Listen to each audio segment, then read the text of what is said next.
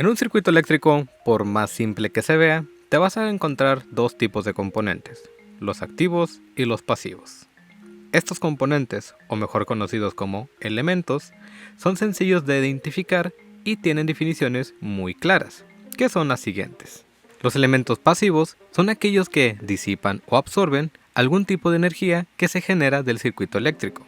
Y los elementos activos son aquellos que proporcionan algún tipo de energía al circuito o generan una ganancia o controlan el flujo de energía. Aquí ya mencioné bastantes cosas que generan preguntas, empezando con cuáles tipos de energía, qué es una ganancia y cómo es un control de energía. Cuando tenemos un material conductor, por ejemplo, el cobre, este tiene electrones libres que se mueven de una forma aleatoria, debido a la energía calórica, en otras palabras, al calor del medio ambiente.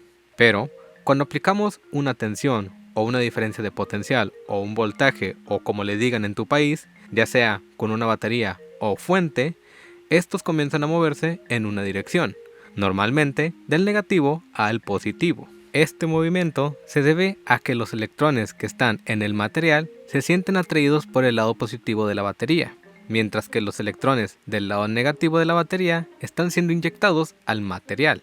Este movimiento genera una corriente eléctrica, y debido a que se trata de un movimiento de cargas, también se produce un campo magnético.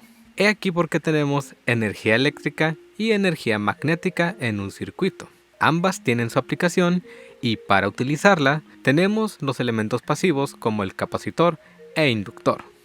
El condensador o capacitor almacena energía eléctrica, mientras que la bobina, reactor o inductor almacena energía magnética. Estos dos son elementos pasivos, junto con los resistores o resistencias. La resistencia lo que hace es resistir. La resistencia lo que hace es oponerse a las cargas con el objetivo de dividir o reducir el voltaje. He aquí por qué las resistencias se calientan, pues disipan la energía en forma de calor. Por otra parte, los elementos activos son un tanto más complejos, pero comencemos por la parte fácil. La batería y las fuentes proporcionan energía al circuito. Tenemos fuentes de voltaje y de corriente. Estas son independientes, lo cual significa que no necesitan de otro componente para generar energía. Luego les explicaré fuentes dependientes e independientes en otro video. Pero, por el momento, tranca palanca. Ahora, cuando un elemento activo no genera corriente o voltaje, lo que está haciendo es controlar el flujo de corriente o generando una ganancia. Muchos tienen problemas entendiendo qué es la ganancia, y más cuando se tienen definiciones como la ganancia es una magnitud que expresa la relación entre la amplitud de una señal de salida respecto a la señal de entrada. Por lo tanto, la ganancia es una magnitud adimensional que se mide en unidades como velio o submúltiplos de este como en decibelio. En otras palabras, es qué tanto mejoró tu señal de entrada a la salida. Por ejemplo, si aplicamos 50 watts y a la salida tenemos 100 watts, tenemos una ganancia de 3 decibelios. Pero, si a la entrada aplicamos 100 y nos salen 50, decimos que obtuvimos una atenuación de menos 3 decibelios. Al componente que hace esto se le conoce como amplificador operacional, mejor conocido como op-amp. Otros elementos activos son los semiconductores, como el transistor, que amplifican y conmutan señales, que por cierto, los invito a ver mis videos sobre semiconductores y transistores. Pero volviendo al tema, el triac, el diac, el tristor y muchos más que controlan la potencia también son considerados como elementos activos.